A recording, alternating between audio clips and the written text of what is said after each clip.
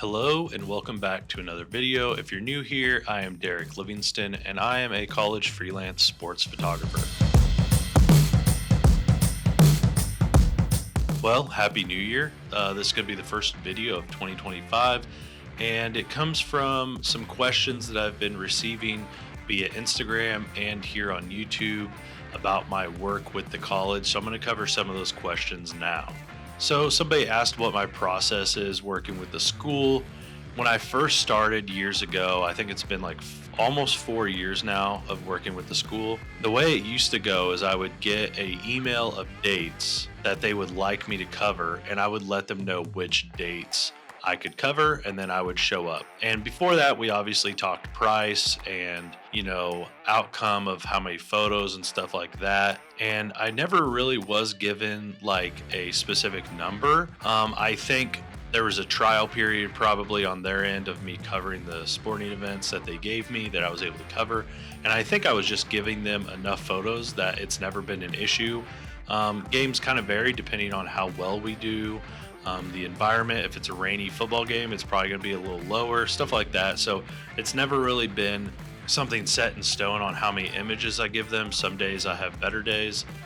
Some games I do worse, and it just kind of goes from there. So, but my fee is a flat fee per game, and it fluctuates depending on the sport and if it's a double header and stuff like that. So now back to the dates. Like I said, they gave me a list of dates and I would approve what dates I can cover.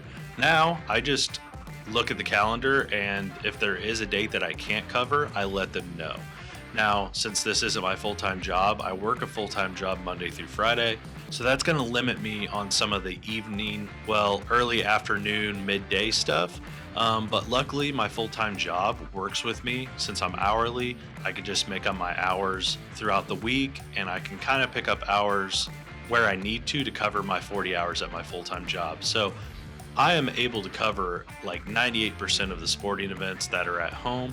And then occasionally there are away events that I go cover, and I'll ride with someone from the school or drive myself. And that will also include an extra fee. They usually pay me travel or cover the meals, whatever it may be. Like I said, with the dates, now I just cover as much as I can. I love what I do. I love this school. It's my alma mater. I grew up being a Pitt State Gorilla fan. So anything I can do to always be covering the sports and just to better myself, I'm going to do. So I try to cover as many dates as possible and only miss when I have to miss. That's how it goes down when it comes to dates. Are you responsible for media days as well? I'm assuming this is regarding press photos and photos to be used in graphics. That type of stuff is usually done by a student on the team for some of the stuff. And there is also a photographer on campus that covers the main campus stuff that jumps into the athletic stuff for that. He has the studio space, he has the flashes, he has the lights. So typically for the graphic press photos and stuff like that, for like posters and like game day announcements and stuff, that stuff is all done by the on-campus full-time photographer. That's something he's just always done since they went away from a full-time sports photographer, and so it just works, and he's already there all day, so they can work with the students' schedules to get that done.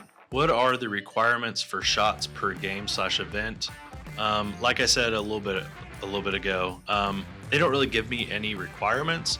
Now later in the season per sport, they will make sure that I cover the seniors for senior day presentations. We try to present them with a framed photo from their playing time at the school. So if there's any seniors that don't have a lot of photos or need some photos, I will get a list of seniors to cover for like the next 2 to 3 games, so we can try to get something for them to frame up to give them for their senior day presentation. So other requirements, there isn't any. Usually it's like, oh, we want to make sure we get this student, he's about to break this record, or this student is a senior, so let's make sure we get a photo of him or her. So that's the only requirement that I've really ever been given. So usually a list of names that I need to, focus on, but other than that, there's no real requirements.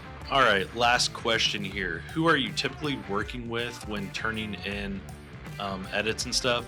So on a game day, I will shoot, say for basketball, since we're in basketball season right now, or even football, I'll usually shoot half the game at halftime. I'll send in 6 to 7 photos from the first half, and that's what they'll use for the article and any graphics for the final score. During football this year, I did try to send in photos throughout the game. If there was a big touchdown, I try to get that touchdown photo sent in as quick as possible, and that's where a iPhone SD card dongle came in handy. I just plug in my SD card to that dongle, plug it in my phone, edit it on my phone, and just email it. Now, for who I work with the athletic department information officer and a few other people. So I'm usually sending that email to like 5 or 6 people. One will create a graphic with it. One is covering an article over the overall game, so he has a photo to go on the website with that article at the end of the game. So for the most part, I'm working with 2, and then there's a few assistants in there that also get the email just in case it doesn't go through one or the other. And then more recently, I've also been sending it to the local newspaper. We kind of have a collaboration with them for when it comes to Pitt State athletics.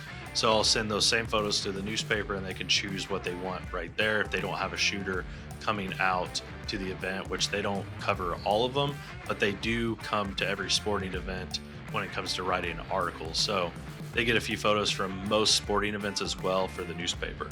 And I missed one question, so I'm going to cover that here. Do they give you a gear budget? No. There's no gear budget. All the gear that I have is out of my own pocket. Being a freelancer, I think that's probably pretty normal. This school went away from a full-time photographer like 7 or 8 years ago, and they've never went back. So it's always been a freelancer. Before me, it was another student. He left after graduation, and that's when I kind of came back in. I shot here when I was a student as well, but never for the school.